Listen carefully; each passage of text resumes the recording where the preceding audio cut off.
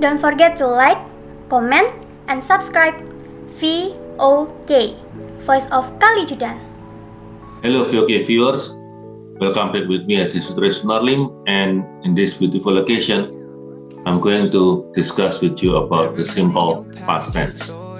The simple past tense is one of the 4 past tenses, and the other 3 are the past continuous tense, the past perfect tense, and the past perfect continuous tense. As you can see, we only discussed about the active voice. And then I think you are familiar with this one. This is how the lesson is organized. So we are going to discuss about the forms, the meaning, and the uses. Okay, so here is the form. So we have past. So when we have past, we have verb to. Okay, so we are not going to discuss about the passive because there will be another video for it. Okay, so this is the pattern of the active voice. We have the subject and then the past form of the verb. Okay, and verb 1 plus D or ed. Verb 2 is for irregular verbs, and the suffix D or ed is for the regular verbs. Okay, next.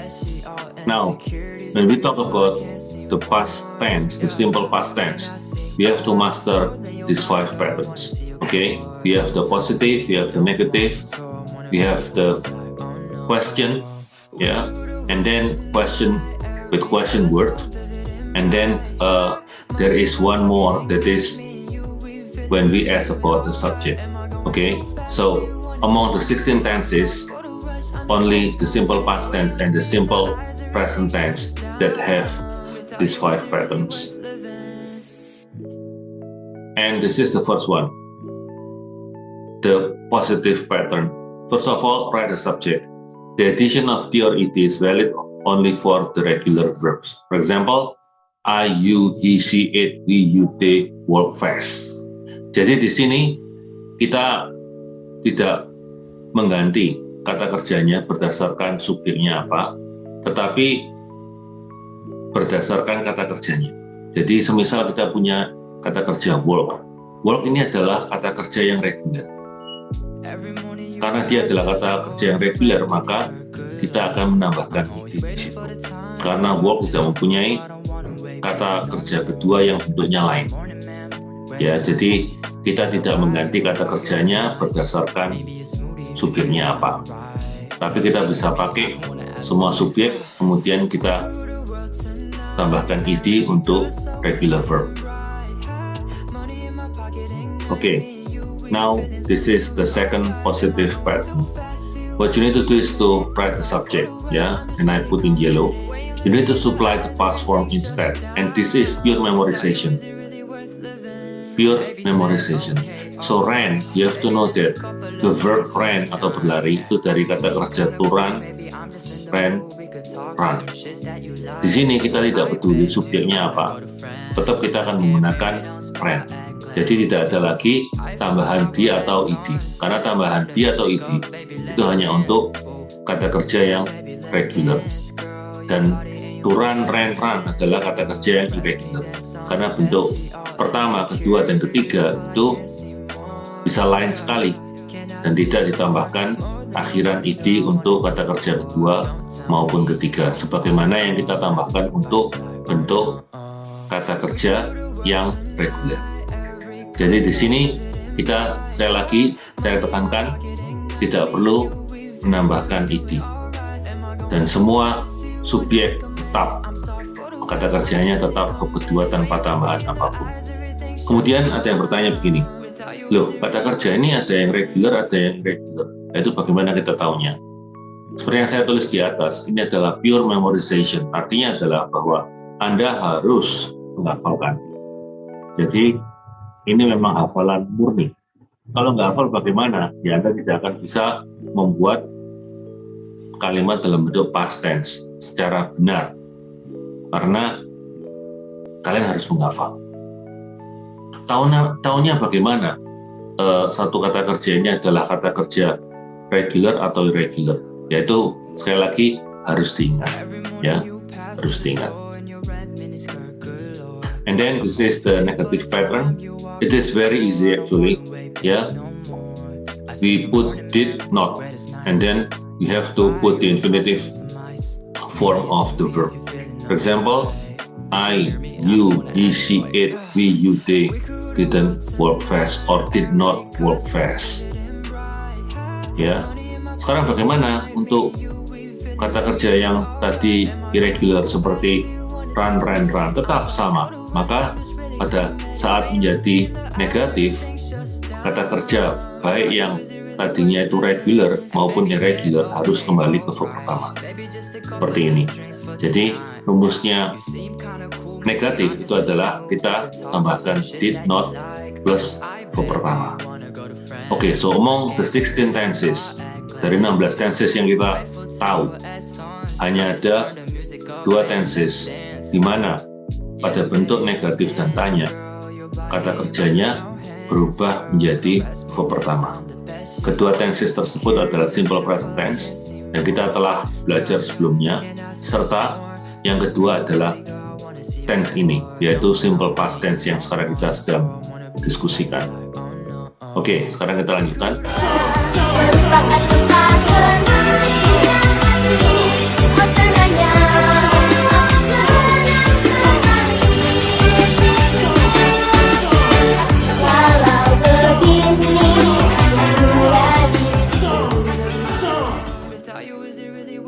Sekarang kita diskusikan pattern yang ketiga, yaitu interrogative pattern dengan jawaban yes atau no.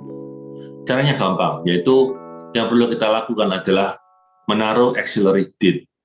Did ini seperti halnya do sama does. Kita sebut sebagai kata kerja bantu. Dan kata kerja bantu simple past tense adalah did, dan ini kita taruh di depan. Kemudian kita sambung dengan subjek, kita tuliskan subjeknya. Setelah itu jangan lupa kita tulis kata kerjanya. Bila mana Anda melihat, maka kata kerjanya ada di sini itu adalah kata kerja verb pertama. Jadi kata kerjanya harus kembali ke verb pertama. Seperti yang saya katakan tadi, bahwa pola yang seperti ini dari 16 tenses hanya ada pada present tense dan simple past tense. Maka tinggal kita menaruh di depan, kemudian kita sebutkan subjeknya, dan subjeknya bisa subjek apapun, kemudian kata kerja verb pertama. Seperti ini. Kemudian ini adalah pattern yang keempat, yaitu interrogative pattern using the WH question word. Caranya gampang. Sebenarnya seperti yang lalu-lalu, sebenarnya menggunakan question word ini hanya kita taruh question word-nya di paling depan. Dan belakangnya tidak ada perubahan apapun. Dan ini sebenarnya sama untuk semua tenses. Ya, kecuali untuk simple past tense dan simple present tense bila mana kita mau menanyakan subjek atau bila mana jawaban dari pertanyaan tersebut adalah subjeknya. Maka kita tidak memakai auxiliary did untuk past tense, tidak memakai auxiliary do atau does untuk simple present tense. Nah, sekarang bagaimana polanya? Kita lihat. Ini adalah pola yang kelima atau pola yang terakhir. Jadi, sebenarnya kenapa kok hanya kata tanya, kemudian langsung kata kerja bentuk past tense di sini? Seperti misalnya, who walk fast, who ran fast.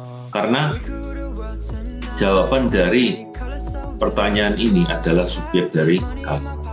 Bila mana pertanyaan tersebut jawabannya adalah subjek dari kalimat, maka tidak perlu menggunakan did. Seperti halnya untuk simple present tense, kita juga tidak menggunakan do atau does bila mana jawaban dari pertanyaan tersebut adalah subjek. Oke, misalnya who walk fast, who ran fast. Siapa jawabannya? Seseorang kan? Dan untuk pola ini, kata tanya yang mungkin digunakan hanya ada 2, yaitu who dengan what. Dan tidak mungkin dengan kata tanya yang lainnya. Oke, dan kita lanjutkan. Nah, ini saya akan diskusikan sedikit mengenai regular verbs. Regular verbs itu kalau kita lihat tinggal kita tambahkan ed. Tapi beberapa hal kita harus ingat bahwa seperti misalnya kata try, carry, itu kenapa kok menjadi IED? Karena sebelumnya Y itu adalah konsonan. Tapi kalau play enggak. Kalau play, seperti yang kita lihat di kolom yang kedua. Enjoy, karena depannya adalah huruf. Maka kalau misalnya depannya adalah huruf mati, maka Y-nya itu berubah menjadi huruf I. Seperti itu ya. Dan sebenarnya pengucapannya itu adalah itu aja. Misalnya kill, jump, agree, like, escape. Nah, tapi yang paling atas ini di kolom yang pertama itu kita punya kata kerja start. Karena dia berakhiran dengan de ya di sini, maka kita nggak bisa kalau kita tambahkan d saja, nanti tidak kebaca. Oleh karena itu kita tambahkan ed. Dan untuk pengucapannya akan menjadi t. For example, started. Bila mana kita ada kata kerja decide, ya mungkin nggak ada di sini ya, tapi kita tahu decide itu walaupun belakangnya e, tapi sebenarnya pada saat kita baca itu e-nya kan silent. Maka untuk bentuk regular verb seperti ini dalam bentuk past tense kita tambahkan d saja. Namun bacanya harus decided, did seperti itu. Ya, oke. Kemudian ini ringkasan aja sebenarnya. The man planned to visit his grandchild 3 weeks ago. Kalau kita buat menjadi bentuk kalimat negatif, maka the man did not plan to visit his grandchild 3 weeks ago. Ingat, kalau bentuk negatif belakangnya harus kembali ke verb pertama. Kemudian selanjutnya adalah did the man plan to visit his grandchild 3 weeks ago. Maka ini adalah bentuk pertanyaan, di mana jawabannya ya atau tidak. Kemudian pertanyaan berikutnya ini adalah pertanyaan di mana jawabannya adalah subjek dari kalimat tersebut. Maka kita tidak perlu memakai did, langsung aja who planned to visit his grandchild 3 weeks ago. Kenapa kok tidak ada did-nya ya? Karena kan nggak ada subjeknya. Maka did-nya itu lari ke belakang menjadi langsung verb kedua. Itu penjelasannya. Kemudian di sini ada kalimat yang lain, contoh yang lain. When did the man plan to visit his grandchild? Jadi jawabannya adalah 3 weeks ago. Maka when did the man plan to visit his grandchild? Nah, untuk pola kalimat tanya ini sebenarnya pola kalimat tanya yang biasa, yaitu question word depan diikuti oleh auxiliary, subjek, kemudian verb untuk yang pertama atau infinitif. Oke, ini adalah beberapa contoh untuk regular verbs. Buy, bought, come, came, do, did, fly, flew, get, got, go, went, have, had, keep, kept, pay, paid, run, ran, see, saw, sleep, slept, take, took, tell, told, think, thought. Nah, untuk bentuk irregular verb maka memang harus benar-benar dihafalkan. Tanpa menghafal maka tidak akan bisa. Nah, saya sarankan saja kalau kalian menghafal sekaligus dengan menghafalkan bentuk yang past participle-nya sekalian, karena sekali jalan. Misalnya kita lihat buy, bought, oh ternyata kedua dan ketiga sama. Come, came, come, oh ternyata yang pertama dengan yang ketiga sama, hanya yang kedua yang berbeda. Do, did, done, oh ternyata bentuk pastnya berbeda dengan bentuk past participle-nya, dan ketiganya beda. Fly, flew, flown termasuk juga yang semuanya beda.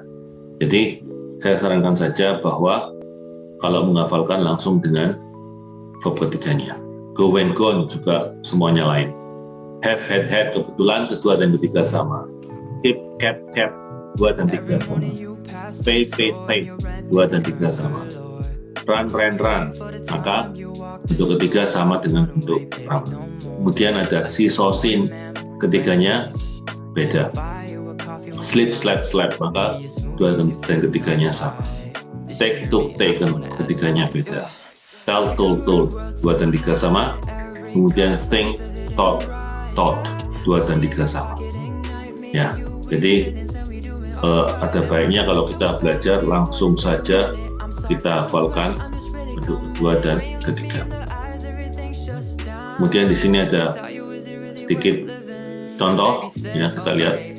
The man saw his grandchild 3 weeks ago. Nah, kalau misalnya kita mau buat menjadi bentuk negatif, maka kita menggunakan did not. Kemudian see. Nah, ada pertanyaan juga, Sir, kenapa kok the man saw, itu kenapa kok tidak the man saw not atau not saw? Yaitu sesuatu yang nggak bisa saya jawab ya, karena bahasa mereka memang demikian. Jadi kita jangan membuat pola-pola sendiri. Ya, jadi Anda pun tanya dengan orang Amerika, tanya dengan orang Inggris, tanya dengan orang Australia, kenapa kok tidak mengatakan saw not atau not saw? Ya, mereka jelas tidak bisa menjawab pertanyaan ini karena mereka dari kecilnya memang ya kebiasaannya seperti itu. Jadi bahasa itu kan sebenarnya suatu convention, suatu hal yang disetujui bersama.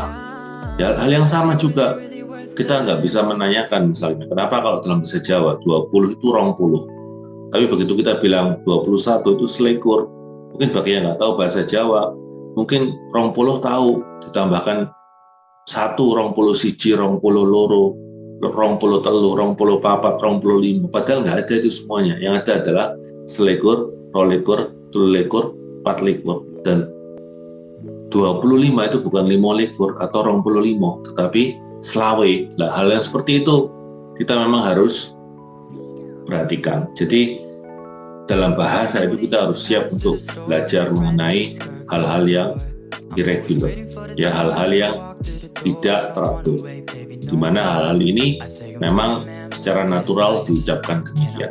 Oke, semoga hal ini memberikan Anda sekalian sedikit pemahaman, ya. Oke, sekarang kita lihat yang bentuk tanya dengan yes no question. Did the man see his grandchild 2 weeks ago? Jadi di sini kalau kita lihat, maka di depan kemudian diikuti oleh subjek dan kata kerja bentuk pertama. Kemudian yang berikutnya, who saw his grandchild 3 weeks ago? Jadi di sini kita mau membuat pertanyaan di mana jawabannya adalah man. Maka karena dia adalah subjek dan sebagai jawaban, maka kita tidak menggunakan auxiliary did, jadi langsung verb kedua. Tetapi yang contoh terakhir 3 weeks ago itu kapan, maka kita harus tetap menggunakan auxiliary did. When did the man see his grandchild? Kalau misalnya yang sering terjadi itu ya when the man saw, itu sering kali terjadi, ya, tetapi itu pasti salah. Yang benar adalah when did the man see. Atau kadang-kadang saya masih mendengar orang-orang bicara when saw the man, nggak bisa, ya. Bahasa Inggris tidak bisa langsung dibalik seperti itu untuk simple past tense. Oke. Ya, yang paling penting juga dalam kita belajar mengenai pola itu adalah time signals. Time signals itu untuk simple past tense ada banyak sekali, dan sebenarnya kalau saya tulis semuanya bisa sampai tidak terbatas. Kenapa? Coba ya kita cari contoh. 1 hari yang lalu atau kemarin itu yesterday, 2 hari yang lalu 2 days ago, 3 hari yang lalu 3 days ago, 4 hari yang lalu 4 days ago, 5 hari yang lalu 5 days ago, dan kita bisa urutkan sampai tidak terbatas harinya, jumlah harinya. Maka untuk time signals dari simple past tense itu sama dengan simple present, jadi tidak terbatas. Tidak terbatas. Di sini kita punya cukup banyak, silahkan dibaca saja sendiri. Nah, kemudian apa sih artinya?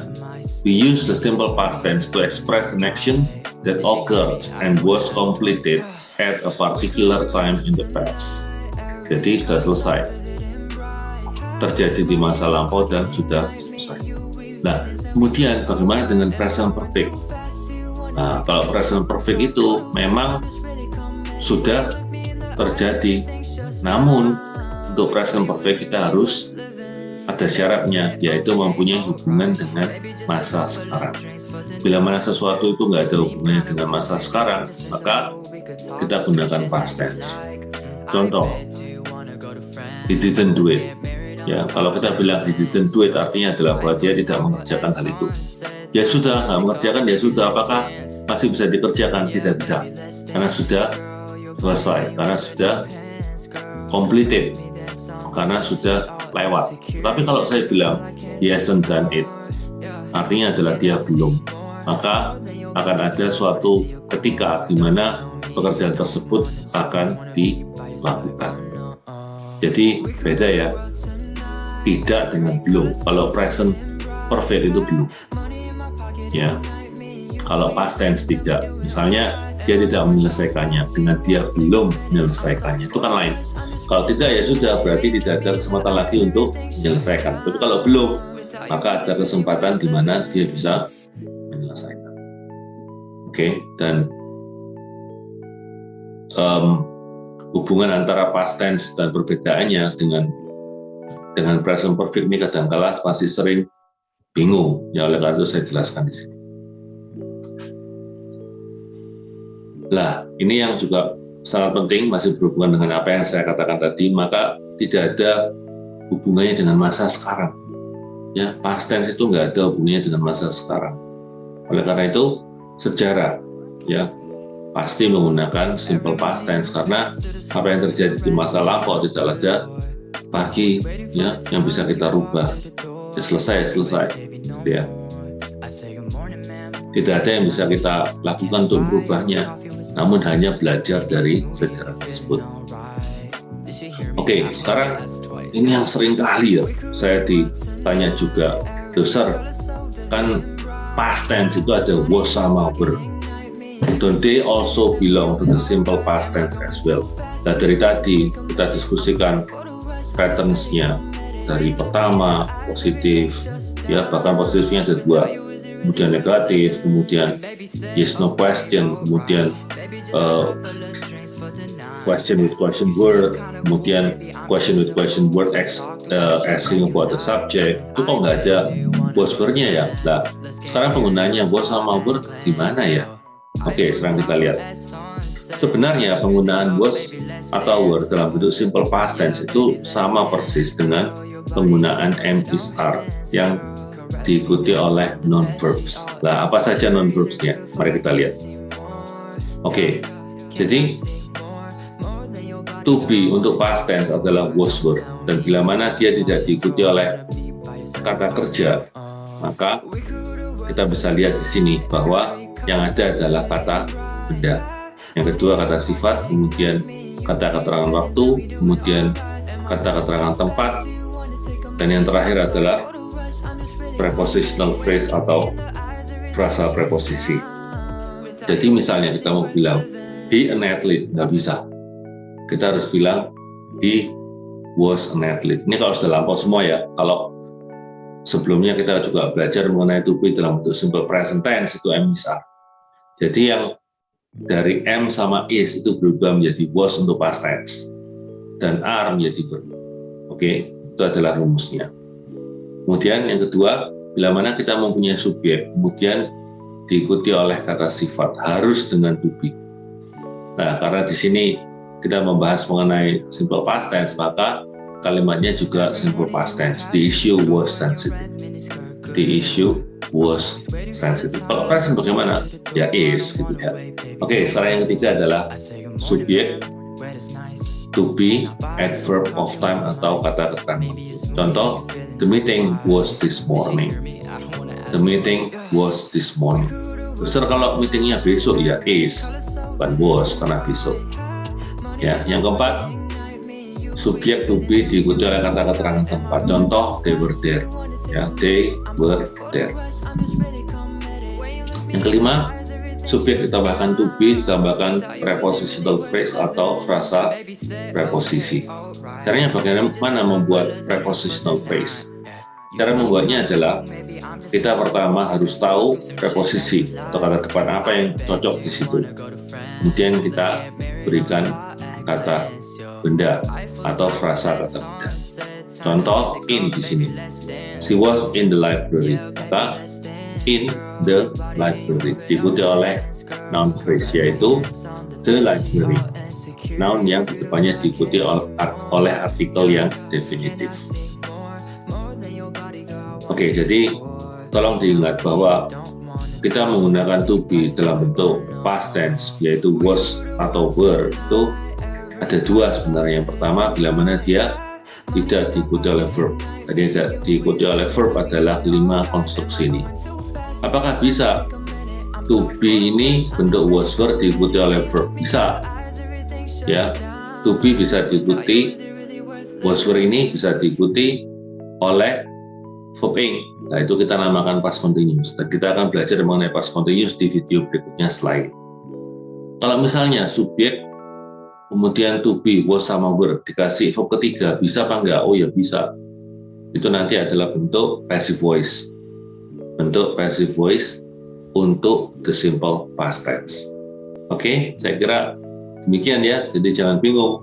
Jadi tidak akan pernah kalian itu membuat kalimat, jangan pernah sama sekali. Semisal subjek ditambahkan to be, was were, kemudian dikasih verb pertama maupun verb kedua, itu tidak ada. Itu sering kali terjadi. Kalau misalnya di present tense itu kita bisa ngomong I love you, tapi kalau saya berenang itu kadang-kala masih tetap keliru. I'm swim. Ya padahal itu kan nggak ada. He is swim. Nah itu. Karena itu grammarnya masih belum kuat di sini. Ya saya harapkan VOK viewers yang saya cintai ini tidak pernah membuat kalimat dengan grammar yang tidak benar, dengan grammar yang tidak baku atau grammar bentukan sendiri. Seperti yang saya sudah jelaskan di video sebelumnya bahwa kalau mau kreatif boleh, bukannya nggak boleh, tapi semisal kreatif dalam menulis, ya itu boleh. Kreatif dalam berkata-kata, kreatif dalam berpresentasi, tapi kreatif dalam grammar itu nggak ada. Karena kalau kreatif dalam grammar itu artinya ngawur. Oke? Nah, kita sudah ada di penghujung slide ya, di penghujung pelajaran ini. Saya ucapkan terima kasih yang sebesar-besarnya untuk perhatian VOK viewer semuanya. Dan nantikan video saya berikutnya di series belajar grammar. Saya akan diskusikan, saya akan sharing mengenai past continuous tense. Oke? Thank you so much. Hello VOK viewers. Thank you very much for watching this video. I hope that you can understand the simple past tense better, the forms, the meaning, and the uses. The team of VOK and I, Hadi Sutris Munarlim, hope that you can learn grammar better so that later you can speak, read, and write better English.